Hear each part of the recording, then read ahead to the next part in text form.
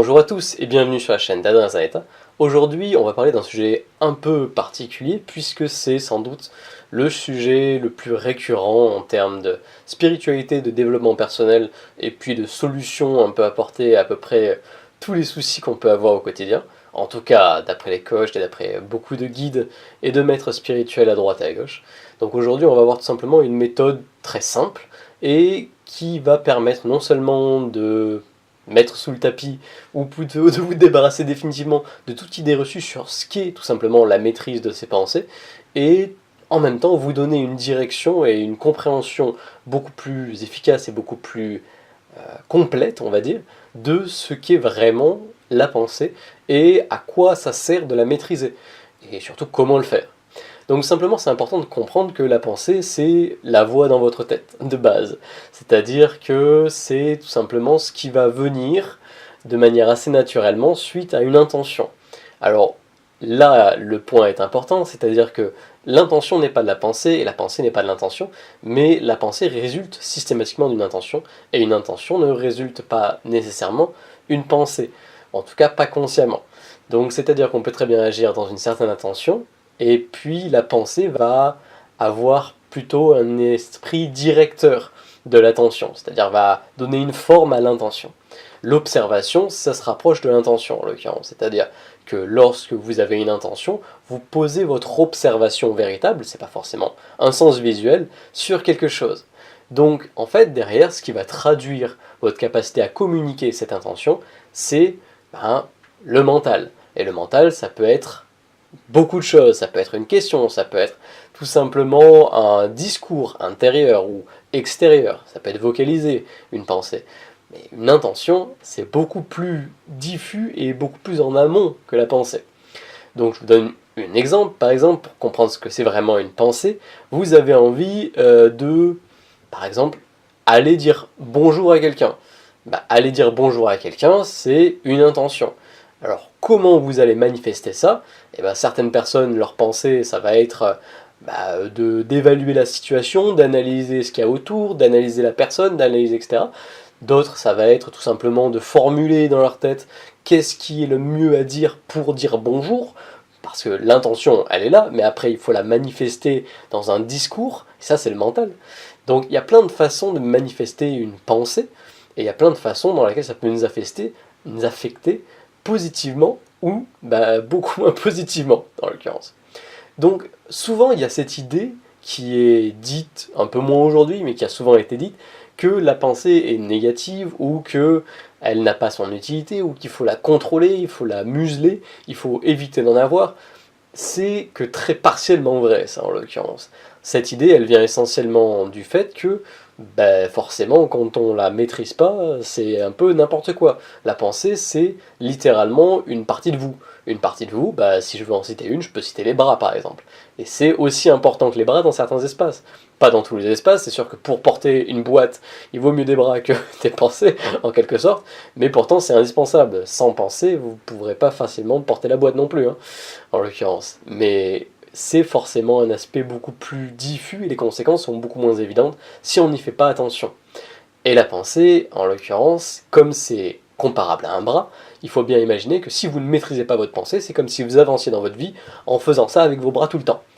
Forcément, ça use beaucoup d'énergie, et puis ça fait des dégâts que vous comprenez pas d'où il vient, surtout si vous voyez pas que vous êtes en train de faire ça avec vos pensées. Mais ça veut pas dire que si vous en aviez pas du tout, ce serait mieux. Ce serait comme si vous aviez pas de bras. C'est assez limitant, en l'occurrence. Donc, le mieux est encore de comprendre vraiment à quoi fait référence la pensée, et de vous en servir comme vous serviriez du bras. Parce que votre intention, elle se traduit autant dans votre pensée que dans votre acte. Et de la même façon que si vous avez envie de prendre un verre, votre bras il va naturellement faire ça et prendre le verre, votre pensée, c'est important de l'aligner aussi dans ce mouvement, et de la faire agir que lorsque c'est utile d'agir. Parce que si vous voulez prendre un verre, votre pied il va pas forcément bouger, ou alors il va se rapprocher du verre, mais il va pas l'utiliser, votre corps ne va pas utiliser le pied pour prendre le verre. La pensée a autant d'utilité que de non-utilité, donc c'est important de savoir quand est-ce et où la placer, de manière générale. Et ça s'apprend, ou en tout cas ça s'apprend en termes de maîtrise. Si vous naissez, ça ne veut pas dire que vous savez automatiquement maîtriser votre pensée. De la même manière que si vous naissez, ben forcément, vous ne pourrez pas courir aussi vite que si vous vous entraînez, et si vous pratiquez, et si vous maîtrisez la course. Donc encore une fois, c'est pas parce que vous êtes né avec que vous avez forcément l'intégralité de la compréhension et de la maîtrise de la chose, surtout lorsqu'il concerne la pensée. Donc la pensée, c'est avant tout ça. Donc vous avez compris, j'espère à ce stade-là, que c'est important de la maîtriser, mais vous vous dites certainement peut-être que c'est super compliqué, que ça va prendre des années, que ça va prendre... je peux vous dire directement non. Est-ce que ça va prendre des années? Dans un certain sens, oui, parce que ça s'arrête jamais, la maîtrise de la pensée, de la même manière que vous arrêtez jamais de maîtriser la marche. Encore une fois, à chaque fois que vous faites un pas, vous maîtrisez la marche mieux que ce que vous le faites avant, à condition que vous le faites avec conscience. Donc aussi longtemps que vous apporterez un travail à la pensée, vous en découvrirez des aspects de compréhension et des aspects d'ouverture d'autant plus importants. Et l'aspect le plus important à comprendre de la pensée, c'est que c'est quelque chose qui est limitant par essence. C'est-à-dire que c'est quelque chose qui met de la forme aux choses. L'intention n'a pas de forme. L'intention, c'est quelque chose de vague et diffus. La pensée a une forme.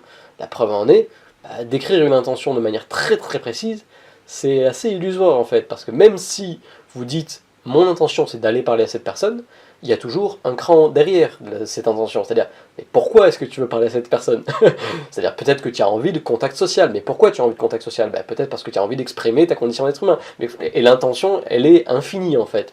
Donc c'est important d'avoir une idée vague de l'intention, derrière ce qu'on fait, et derrière l'inspiration qui nous amène à faire les choses, pour savoir si elle est bonne pour nous, et pour voir si c'est avant tout une intention qui se résume à j'ai envie d'améliorer ma situation, j'ai envie d'apporter de l'amour à quelqu'un ou à moi. Ça, c'est une intention que c'est toujours plus ou moins sympa de suivre, mais encore une fois, au-delà de ça, il n'y a pas vraiment de forme. Alors que la pensée, vous pouvez citer vos pensées au même titre que vous pouvez décrire un dessin. Donc c'est très tangible, c'est une forme.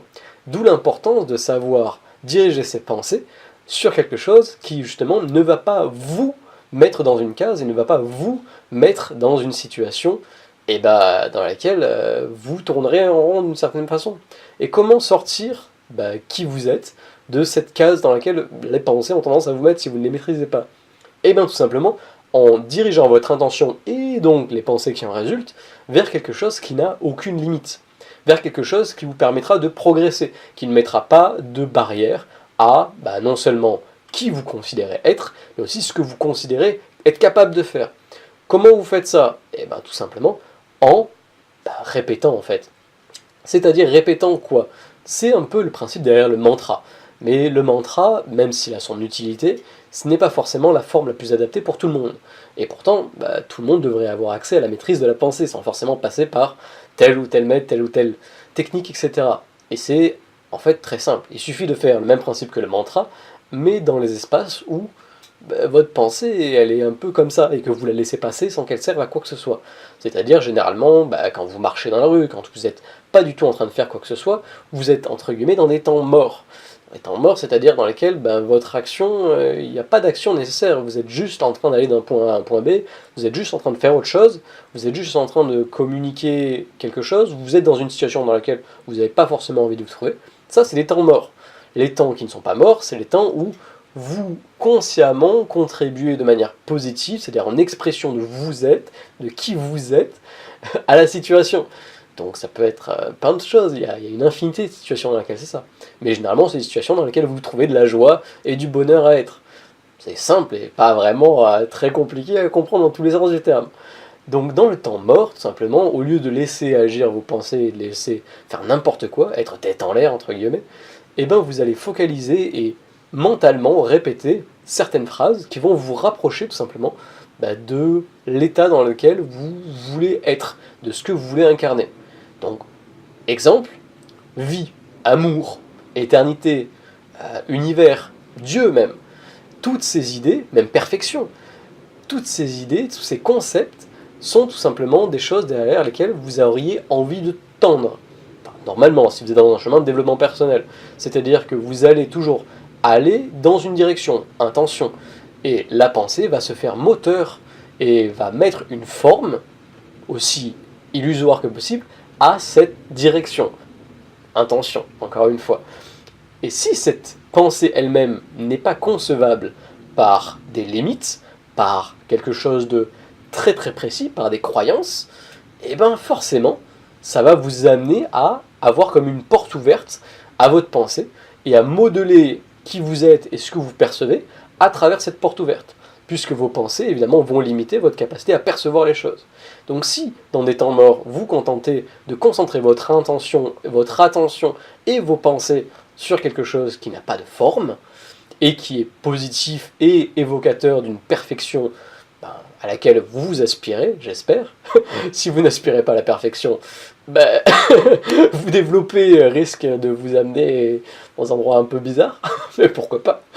Mais en tout cas, lorsqu'on a envie de se développer de manière harmonieuse et équilibrée, on va dans une direction qui représente cette harmonie et cet équilibre. Donc, se déplacer, encore une fois, c'est en intention. Donc, amour, par exemple, dites « je suis amour » en boucle, ou « je suis l'univers », ou « je suis l'incarnation du divin », ou « je suis », peu importe, ce qui représente pour vous le plus haut idéal de la perfection, au-delà de toute croyance, quelque chose qui n'a rien à voir avec ce que vous percevez ou de l'image que vous avez de la chose, simplement de comment ça vibre en vous, voilà, juste ça. Et vous répétez ça en boucle dans votre tête. Au lieu d'aller chercher des soucis ou des idées ou etc., au lieu de vous mettre dans des situations mentales ou visuelles de violence, parce que vous allez vous rapprocher de ce que vous regardez, vous allez vous rapprocher de ce que vous alimentez avec votre pensée, et bien vous vous rapprochez de ce que vous avez envie d'être vraiment. C'est-à-dire, je suis amour, je suis amour, je suis amour, je suis amour, je suis l'univers, je suis l'univers, je suis l'univers, je suis illimité, je suis illimité, je suis illimité, je suis uni avec la perfection, je suis uni. Et vous répétez ça en boucle. Vous allez me dire, c'est fatigant. Ben en fait, pas tellement en fait. Parce que c'est des pensées qui sont, encore une fois, très ouvertes. Donc c'est beaucoup moins fatigant que si vous avez des pensées qui sont autodestructrices. En l'occurrence. Donc, au lieu de penser à tout et n'importe quoi, lorsque vous marchez, contentez-vous de rediriger, dès que vous en avez la conscience que vous êtes en train de partir un peu en vrille, vous redirigez sur un point qui est important. Donc l'amour, par exemple. Ou même le mot, que ce soit « je suis amour », ou que amour, juste amour, amour, amour, amour, amour, dans votre tête, même chantez-le dans votre tête si vous avez envie, trouvez une mélodie qui vous convient, et contentez-vous de répéter ça. C'est simple, et encore une fois, ça ne prend pas plus d'énergie que ça, juste une conscience et, encore une fois, une volonté de vouloir aller dans cette direction. Parce que si vous n'en avez aucune envie, ça va vous fatiguer. Donc c'est ça l'important. Et c'est pas important de le faire tout le temps, c'est important de le faire dès que vous avez conscience que vous pourriez le faire et que ça contribue à votre journée. Et vous vous rendrez compte qu'en fait, en vous donnant cette direction de positivité dans votre vie, et tout ce qui va vous arriver va devenir automatiquement plus positif. Parce que vous allez émaner de plus en plus quelque chose qui se concentre vraiment sur quelque chose de positif. Voilà, tout simplement. Donc, encore une fois, il y a 10 000 façons d'expliquer et de montrer tous les effets positifs, mais le plus important, c'est de le vivre. Donc je vous invite, si vous en avez envie, à faire ce simple exercice. Quoi qu'il en soit, merci d'avoir regardé jusqu'au bout, je vous invite à aller voir sur mes blogs si vous avez envie d'aller voir une forme écrite, je vous invite à mettre un pouce en l'air si vous avez apprécié, à partager, à commenter, à vous abonner à ma chaîne si vous avez envie de tenir au courant de mes activités, et au mieux, que l'amour soit votre guide, et à bientôt dans une prochaine vidéo.